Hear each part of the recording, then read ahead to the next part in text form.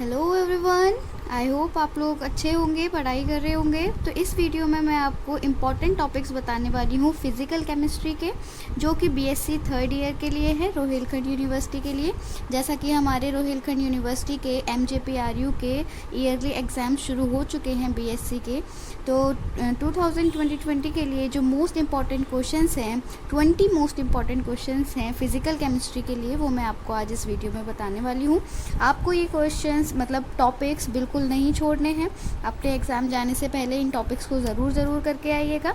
Extra भी पढ़िएगा अगर आपको बेटर स्कोर करना है तो, लेकिन अगर आप ये टॉपिक्स कर लेते हैं तो आपका एग्ज़ाम अच्छे से हो जाएगा। चलिए शुरू करते हैं। ज़्यादा समय नहीं लूँगी, शॉर्ट वीडियो बनाऊँगी ताकि आपका भी ज़्यादा टाइम ना लगे।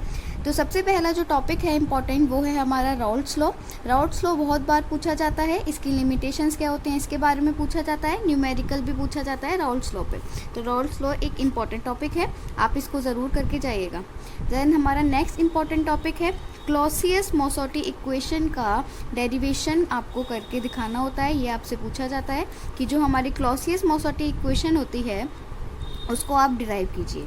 उसके बाद हमारा नेक्स्ट क्वेश्चन है श्रोडिंगर वेव इक्वेशन। ये बहुत इंपॉर्टेंट है। श्रोडिंगर वेव इक्वेशन क्या होती है, इसको आप कैसे डिराइव कर सकते हैं। इस इक्वेशन में एक टर्म आता है, ये जो त्रिशूल जैसा बन रहा है इसको बोलते हैं साई।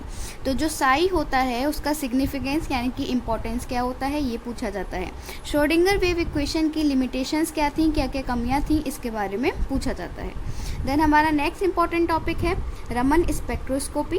रमन स्पेक्ट्रोस्कोपी क्या होती है ये आपको पढ़ना है। उसके सिलेक्शन रूल क्या होते हैं ये आपको पढ़ना है। उसके बाद डिफरेंट टाइप्स ऑफ लाइंस क्या होती हैं रमन स्पेक्ट्रोस्कोपी में, उसके बारे में आपको पढ़ना है। ब्रैकेट में मैंने आपको आइडिया दे दिया है कि डिफरेंट टाइप्स ऑफ लाइंस का मतलब है स्टोक्स लाइन कौन सी होती हैं, एंटी स्टोक्स कौन सी होती हैं, रेले कौन सी होती हैं, इसके बारे में आपको पढ़कर ज़रूर जाना है। उसके बाद रमन स्पेक्ट्रोस्कोपी की एप्लीकेशंस क्या होती हैं इसके बारे में आपको पढ़ना है। ठीक है, अगर कोई भी स्पेक्ट्रोस्कोपी है, आप अगर इसके अलावा एक्स्ट्रा भी पढ़ते हैं तो कोई भी स्पेक्ट्रोस्कोपी है उसमें आपको सिलेक्शन रूल ज़रूर पढ़ने हैं। किसी भी स्पेक्ट्रोस्कोपी के सिलेक्शन रूल अक्सर पूछे जाते हैं। उसके बाद हमारा नेक्स्ट टॉपिक है रोटेशनल स्पेक्ट्रोस्कोपी। ये भी इंपॉर्टेंट है। रोटेशनल स्पेक्ट्रोस्कोपी कहें या हम इसको कह सकते हैं IR स्पेक्ट्रोस्कोपी। तो रोटेशनल स्पेक्ट्रोस्कोपी क्या होती है, सिलेक्शन रूल क्या होते हैं। उसके बाद इससे रिलेटेड पिछली कई बार से ये चीज़ पूछी जा रही है कि रोटेशनल स्पेक्ट्रोस्कोपी से ही रिलेटेड एक रिजिड रोटेटर होता है, उसके लिए हम रोटेशनल एनर्जी का एक्सप्रेशन कैसे डिराइव कर सकते हैं, कैसे लिख सकते हैं या कैसे निकाल सकते हैं, उसके बारे में पूछा जाता है। स्पेशली डाई एटॉमिक मॉलिक्यूल्स के लिए, आप मेरे वर्ड्स पर जाइएगा, डाई एटॉमिक मॉलिक्यूल्स के लिए जो कि रिजिड रोटेटर की तरह बिहेव कर रहे हैं, उसके लिए रोटेशनल एनर्जी का एक्सप्रेशन हम कैसे निकाल सकते हैं वो पूछा जाता है। देन हमारा नेक्स्ट इंपॉर्टेंट टॉपिक है Stark Einstein's law of photochemical equivalence. ये आपने सेकेंड ईयर में भी पढ़ा होगा, थर्ड ईयर में भी आता है। तो Stark Einstein's law of photochemical equivalence ये एक इंपॉर्टेंट टॉपिक है। देन हमारा नेक्स्ट टॉपिक है फोटो इलेक्ट्रिक इफेक्ट। ये बहुत पूछा जाता है, अक्सर पूछा जाता है। फोटो इलेक्ट्रिक इफेक्ट क्या होता है इसके बारे में पूरी जानकारी लेकर जाइएगा। उसके बाद हमारा नेक्स्ट इंपॉर्टेंट टॉपिक है डी ब्रॉगली हाइपोथेसिस। ये भी अक्सर पूछा जाता है। अच्छा, इसका दूसरा तरीका क्या है पूछने का कि ड्यूअल नेचर को आप कैसे समझा सकते हो पार्टिकल के, तो वो डी ब्रॉगली हाइपोथेसिस से हम समझा सकते हैं। उसके बाद नेक्स्ट इंपॉर्टेंट टॉपिक है हमारा जेबलॉन्स्की डायग्राम। ये भी इंपॉर्टेंट है, अक्सर पूछा जाता है। जेबलॉन्स्की डायग्राम ज़रूर पढ़कर जाइएगा। देन नेक्स्ट इंपॉर्टेंट टॉपिक है हमारा फ्रैंक कोडोन प्रिंसिपल। ये भी अक्सर पूछा जाता है। उसके बाद आता है एबनॉर्मल मोलर मास क्या होता है। अच्छा, एबनॉर्मल मोलर मास तो एक चीज़ हो गई, इसके अलावा अगर उन्हें मॉडिफिकेशन करना हुआ तो वो पूछ सकते हैं एबनॉर्मल कॉलिगेटिव प्रॉपर्टीज़ क्या होती हैं। ठीक है, तो एबनॉर्मल मोलर मास के बारे में आप पढ़ोगे तो उसके साथ साथ एबनॉर्मल कॉलिगेटिव प्रॉपर्टीज़ भी पढ़ लेना। उसके बाद इलेक्ट्रोमैग्नेटिक रेडिएशंस क्या होती हैं उसके बारे में पढ़ना, कितनी तरह की रेडिएशंस होती हैं, क्या क्या इनकी फ्रीक्वेंसी होती है, वेवलेंथ होती है, वो सारा आप इसमें इलेक्ट्रोमैग्नेटिक रेडिएशन के टॉपिक में पढ़ सकते हैं।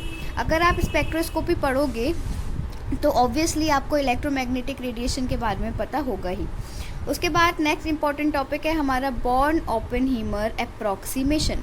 बॉर्न ओपेनहीमर अप्रॉक्सीमेशन क्या होता है इसके बारे में आप पढ़कर जाओगे। ये एनर्जी से रिलेटेड होता है कि सारी तरीके के एनर्जी प्लस होकर हमारी टोटल एनर्जी बनती है, उससे रिलेटेड है हमारा बॉर्न ओपेनहीमर अप्रॉक्सीमेशन। इस पर मैं जल्द ही वीडियो बनाने वाली हूँ, आपके लिए हेल्पफुल होगी, तो आप चैनल से जुड़े रहिएगा। देन हमारा नेक्स्ट टॉपिक है मैक्सवेल बोल्ट्जमैन डिस्ट्रीब्यूशन लॉ। ये काफ़ी इंपॉर्टेंट है, काफ़ी पूछा जाता है। मैक्सवेल बोल्ट्जमैन डिस्ट्रीब्यूशन लॉ के बारे में आप पढ़कर जाइएगा। देन आता है हैमिल्टोनियन ऑपरेटर। अब हैमिल्टोनियन ऑपरेटर होता क्या है, इसको कैसे हम लिखते हैं मैथमेटिकली, और इसका सिग्निफिकेंस क्या होता है, ये आपको पढ़कर जाना है, ठीक है। उसके बाद नेक्स्ट टॉपिक है हमारा एक्टिविटी और एक्टिविटी कोफिशिएंट क्या होता है, वो आप पढ़कर जाइएगा। फिर है difference between thermal and photochemical reactions. जो हमारी थर्मल और फोटोकेमिकल रिएक्शंस होती हैं उनके बीच क्या डिफरेंस होता है, वो आपको पढ़कर जाना है। फिर है डिराइव रिलेशन बिटवीन, ये भी अक्सर पूछा जाता है, derive relation between osmotic pressure and vapour pressure lowering of an ideal solution. किसी भी आइडियल सॉल्यूशन के लिए जो ऑस्मोटिक प्रेशर होता है और जो लोअरिंग इन वेपर प्रेशर होती है, उसके बीच हम जो रिलेशन बताते हैं वो हम कैसे डिराइव कर सकते हैं, वो आपको याद करना है या पढ़कर जाना है। अच्छा, ऑस्मोटिक प्रेशर का नाम यहाँ पर आया है तो ऑस्मोटिक प्रेशर के बारे में भी जानकारी ले लेना है, ऑस्मोटिक प्रेशर के बारे में भी पढ़कर जाना है। इसी से रिलेटेड होता है कॉलिगेटिव प्रॉपर्टीज़, तो उसके बारे में भी पढ़कर जाना है। देन नेक्स्ट क्वेश्चन है हमारा, नेक्स्ट टॉपिक है हमारा क्वांटम हील। क्वांटम हील पर अक्सर क्वेश्चन पूछा जाता है। क्वांटम हील क्या होती है किसी भी फोटोकेमिकल रिएक्शन की, और हाई और लो क्वांटम हील होने के किसी भी रिएक्शन की क्वांटम हील हाई है या लो है, उसके क्या रीजंस होते हैं, उसके बारे में आपको पढ़कर जाना है। देन हमारा लास्ट टॉपिक है डाइपोल मोमेंट। ये भी काफ़ी इंपॉर्टेंट है। डाइपोल मोमेंट क्या होता है, उसकी एप्लीकेशंस क्या होती हैं। अच्छा, एप्लीकेशंस का मतलब होता है कि जो भी हम कॉन्सेप्ट पढ़ रहे हैं उसको हम कहाँ यूज़ कर सकते हैं, ठीक है। तो एप्लीकेशंस में पर्टिकुलरली आप ये पढ़कर जाना कि डाइपोल मोमेंट से हम मॉलिक्यूल्स का स्ट्रक्चर कैसे निकाल सकते हैं, ठीक है। एप्लीकेशंस में आप ये पढ़कर जाना कि हम स्ट्रक्चर्स किसी भी मॉलिक्यूल का कैसे डिटरमाइन कर सकते हैं डाइपोल मोमेंट की मदद से। इसके अलावा ये जो मैंने लिखा हुआ है temperature method for measurement of dipole moment, ये इम्पॉर्टेंट है। डाइपोल मोमेंट को मेज़र करने के लिए जो टेम्परेचर मेथड यूज़ करते हैं वो जो है वो आपको पढ़कर जाना है। तो ये मैंने आपके लिए बिल्कुल मोस्ट इम्पॉर्टेंट जो वेरी इंपॉर्टेंट टॉपिक्स हैं वो यहाँ पर मैंने आपको 20 टॉपिक्स बताए हैं। ये 20 टॉपिक्स आपको कैसे भी छोड़कर नहीं जाने हैं। 20 टॉपिक्स ये बहुत ज़्यादा इम्पॉर्टेंट है, ये आपको पढ़कर ही जाने हैं। आप अगर ये पढ़ जाओगे तो आपका फिज़िकल केमिस्ट्री का यानी 3rd ईयर का 3rd पेपर बहुत आसानी से हो जाएगा। इनऑर्गेनिक केमिस्ट्री की वीडियो मैं ऑलरेडी अपलोड कर चुकी हूँ, आप वहाँ से देख सकते हो। और इसके बाद बस यही कहूँगी कि ऑल द वेरी बेस्ट।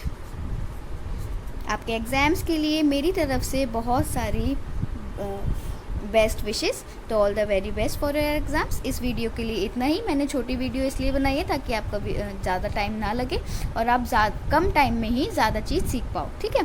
तो ये हैं आपके सारे important topics. That's all for this video.